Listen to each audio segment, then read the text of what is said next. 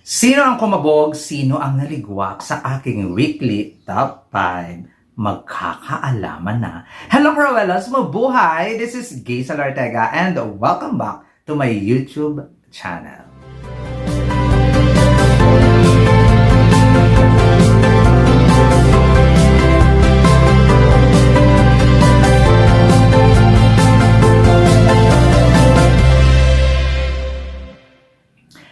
Hello! Kamusta po kayong lahat? Good morning, good afternoon, good evening. Ano mga oras kayo nanonood sa akin ngayon? Maraming pong salamat. Sa mga bago ko dyan subscriber, returning viewers, thank you so much sa suporta. Sa mga hindi po dyan nakasubscribe, please subscribe my YouTube channel, Gaysel Ortega, Cruella in Pageantry, and click the notification bell below para updated kayo when it comes na maglabas ako ng aking mga video. At syempre, bago ako mag-aking weekly top 5, syempre, i-flex naman natin ng bonggang-bongga ang preliminary competition ng Miss Universe Philippines na magaganap nga ito sa April 28, 2025, 6 p.m. Nakakaloka. Preliminary competition yan ha, ng Miss Universe Philippines. Tapos, back-to-back sila ng finals ng Mr. Pilipinas Worldwide. Oh my gosh. Nakakaloka. At syempre, may nag-sponsor sa akin ng buong Andrew ng Canada. Maraming salamat sa aking preliminary ticket. Salamat po ng bonggang-bongga.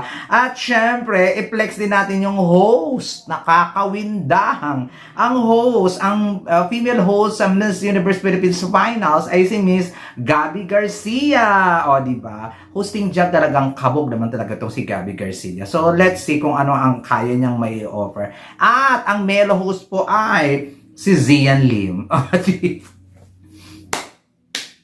Ano masasabi niyo? Alam ko namang may violent reaction kayo. Ako, ay, bahala na kayo. Nakakaloka, bahala na sila. Silang nagdesisyon yan. Huwag niyong i-bash. Nakakaloka! Ayan nga po ang mga eksena at syempre ang finals po ng Miss Universe Philippines ay May 2. Sana madagdagan pa yung host na ito at hindi lang si Zian Lim ng bonggang-bongga. At ayun, dito sa eksena sa Coronation Night, sana makakuha ako dito ng at least man lang lower box, o diba? Para mas malapitan natin at makikita yung mga girls. Ay, mag-iipunan pa natin ng bonggang-bongga kasi medyo pricey ang ticket.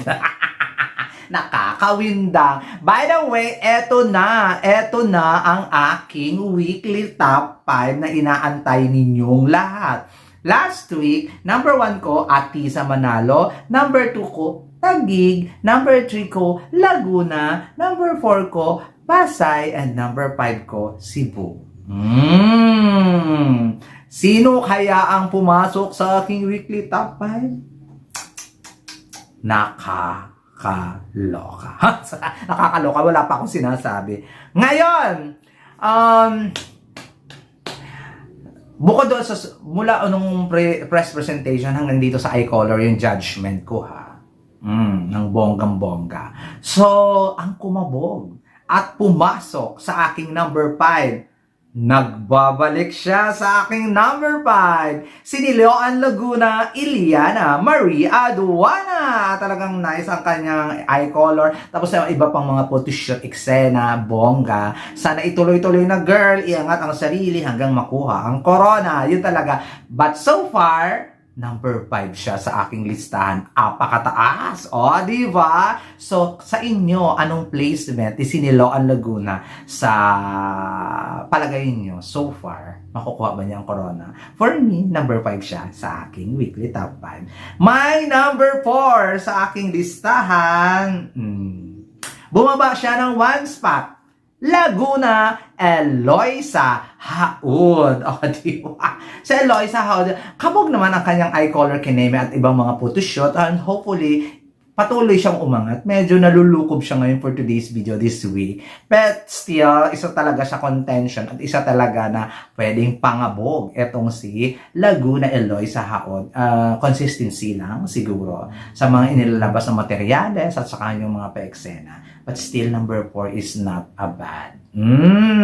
It's not, diba? Pasok pa rin talaga sa banga sa aking weekly top 5. Ngayon, may number 3 sa aking listahan. For the first time na umabot siya sa ganito kataas sa aking weekly top 5. Charot lang. Charot lang po. Yes, may number 3 sa aking listahan.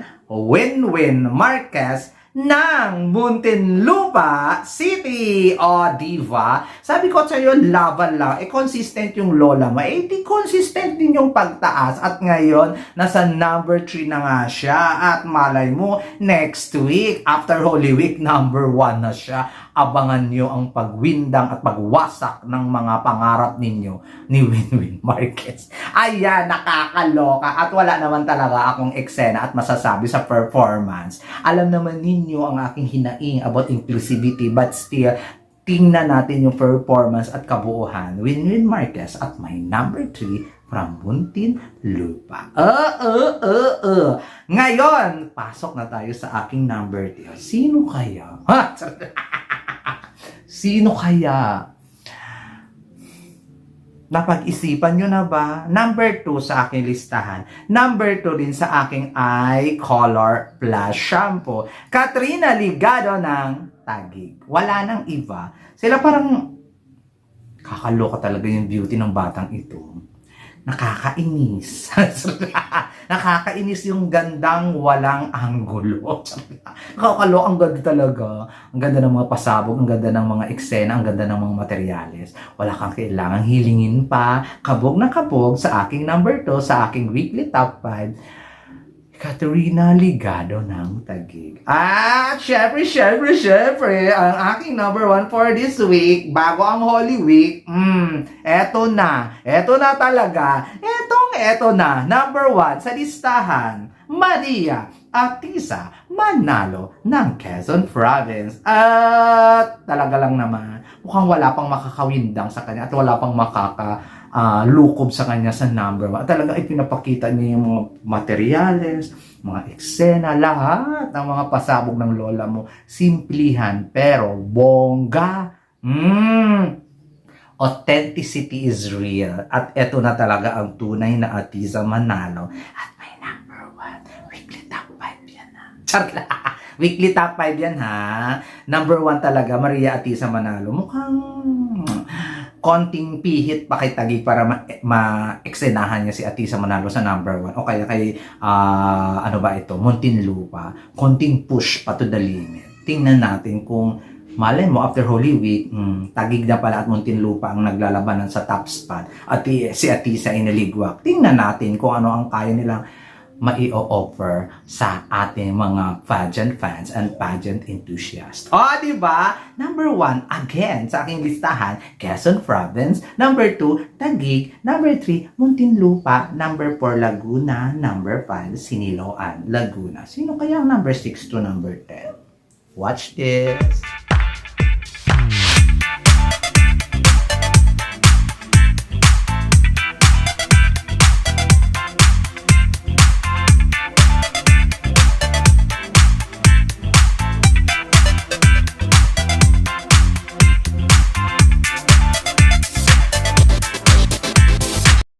Ayan, nakita ninyo yung number 6 to 10.